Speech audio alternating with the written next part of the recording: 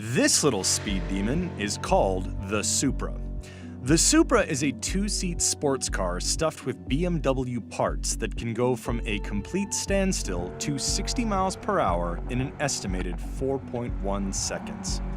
And it is, of all things, a Toyota. The car just began rolling out to dealerships in July of 2019, and it's another step in Toyota's strategy to inject excitement back into its brand. The Supra is a revival. First produced in the late 1970s, the nameplate gained fame as a high-performance car in the 1990s and is still regarded as something of an archetypal Japanese sports car. It was made famous in part by its prominent role in the Fast and Furious movie franchise. The massive Japanese automaker brought back the classic Supra name for the 2020 model year and aimed it at fans around the world eager for a double dose of sports car nostalgia and speed.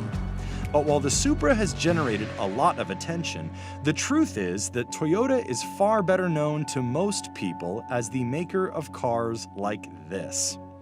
This is the Toyota Corolla, the best-selling vehicle of all time.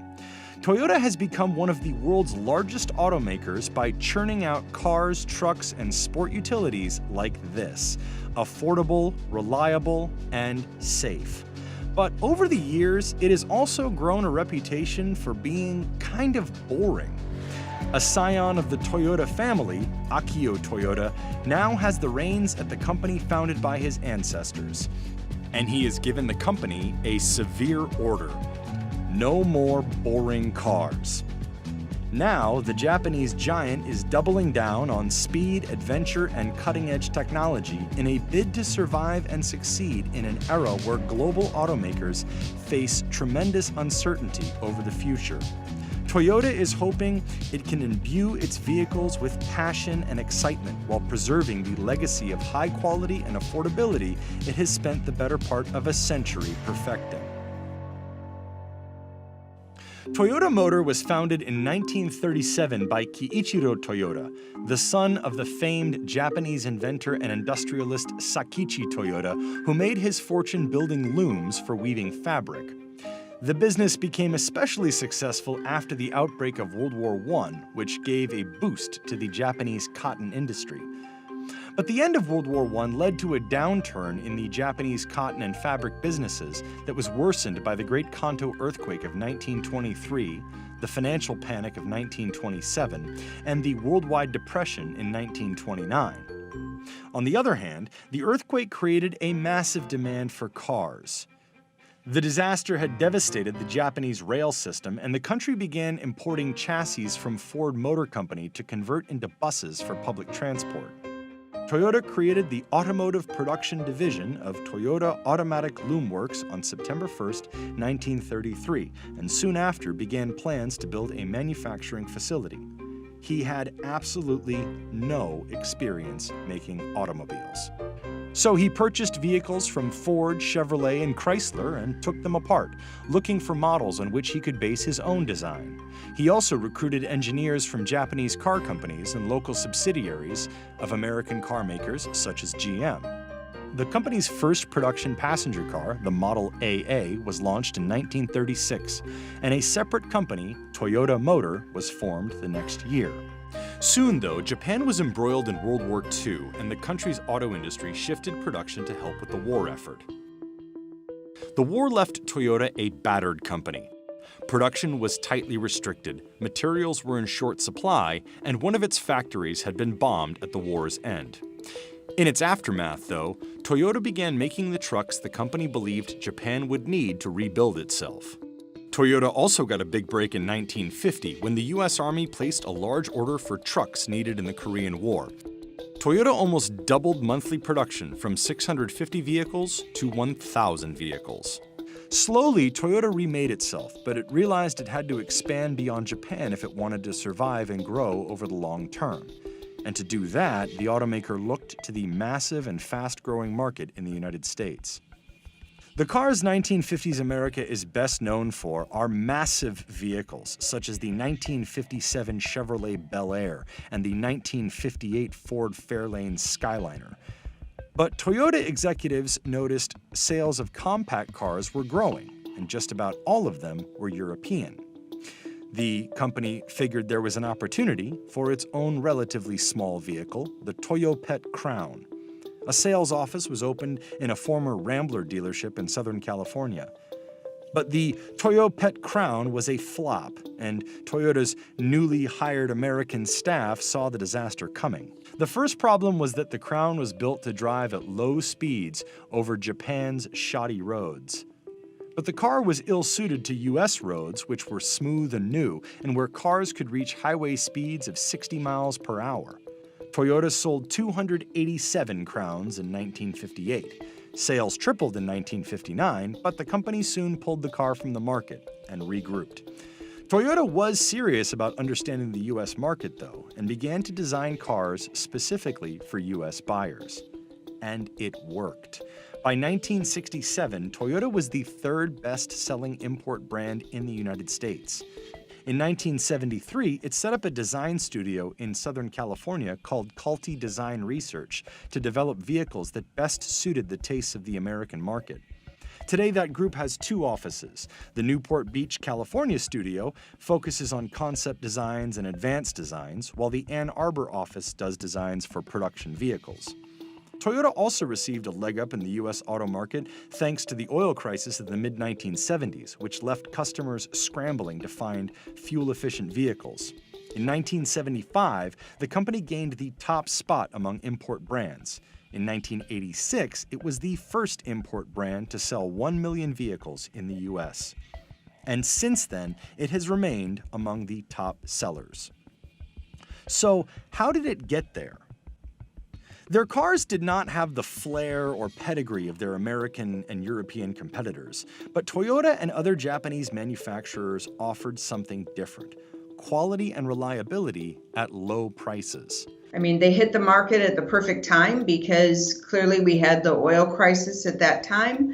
The U.S. automakers weren't producing really the small cars, and here comes the Japanese with a high quality, reasonably priced product with excellent fuel economy. Crucial to achieving this was Toyota's approach to manufacturing, which has become renowned throughout the automotive industry and the larger world of manufacturing. From the very beginning, Toyota stressed the importance of efficiency in its factories. Plants were set up to emit waste and inconsistency as much as possible. One thing this does is reduce wasted parts. By only keeping a small number of parts on hand at any given time and only making what is needed, the factory is liable to waste a lot less time, energy, and materials if it discovers a defect in something. Consistency and reliability became the keys to Toyota's strength, and as the automaker's sales grew, the Toyota production system became perhaps the most respected in the world. We never believe we're the best at anything. I appreciate our competitors and others thinking that we're great. It's nice to be thought of as great.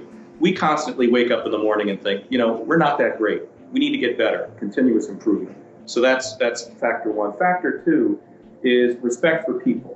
And the reason why that plays into the Toyota production system is when you look at how we operate in our plants, we actually empower the team member on the line to make critical decisions about the quality of the product coming off that line.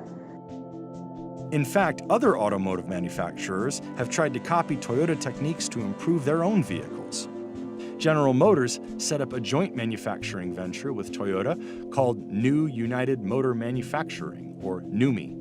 Even elite European car makers have wanted to learn from Toyota. Porsche brought retired Toyota executives in to teach the company manufacturing techniques when Porsche was trying to make its own lower-cost Boxster car. However, Toyota's reputation for durability has not always been flawless. Beginning in 2009, the company suffered perhaps its worst recall scandal in its history. An off-duty California highway patrolman was driving on a highway with his family when the Lexus they were in unexpectedly accelerated, crashed into another car, then tumbled off the highway and caught fire. Everyone in the car was killed. That was the beginning of a long drama that would result in the company recalling millions of vehicles and paying out more than $1 billion in a settlement with the U.S. government.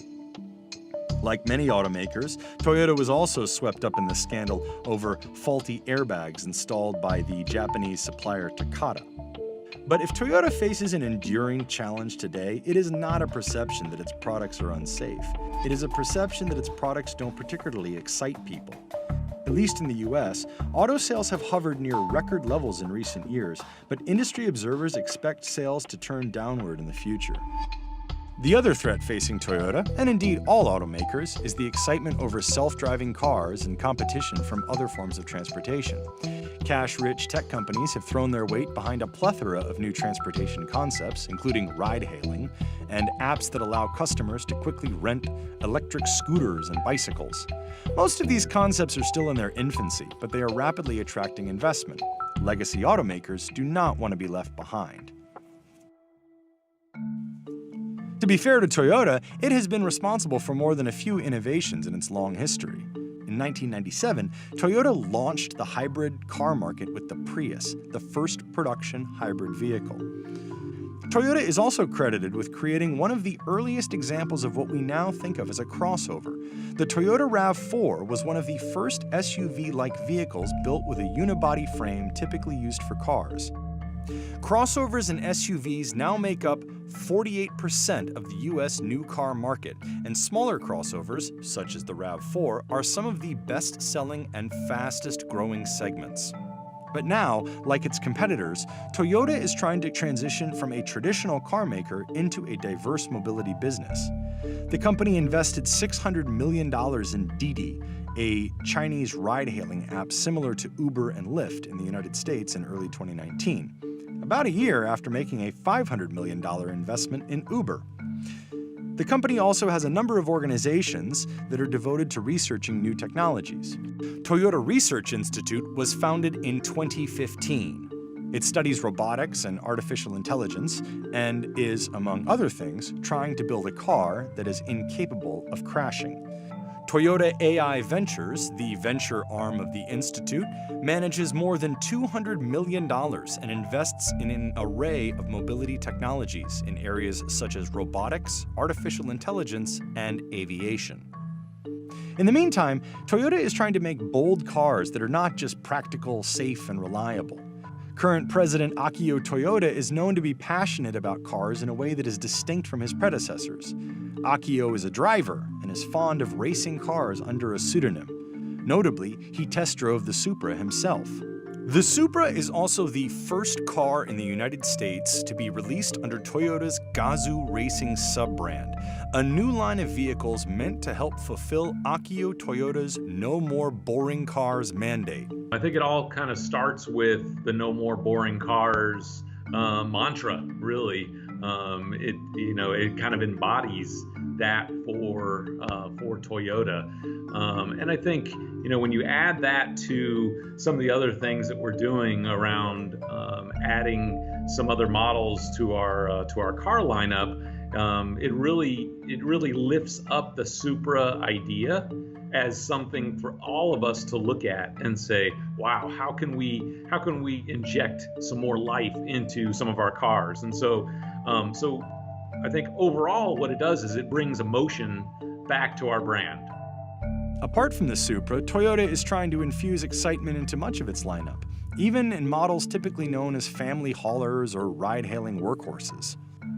Notably, the automaker is expanding its Toyota Racing Development, or TRD, sub-brand. Historically, Toyota has stuck the TRD badge mostly on its pickups, such as the Tacoma, the Tundra, and the 4Runner SUV. But in 2018, Toyota came out with TRD versions of the Avalon and Camry sedans. The move shocked the automotive press. For now, moves like this may help keep drivers interested in owning a Toyota, despite fierce competition from fellow automakers and a bevy of new transportation options. Toyota made itself into one of the world's biggest and most respected automakers, using innovation and discipline to leapfrog American and European rivals. The next several decades might reveal whether that will still matter.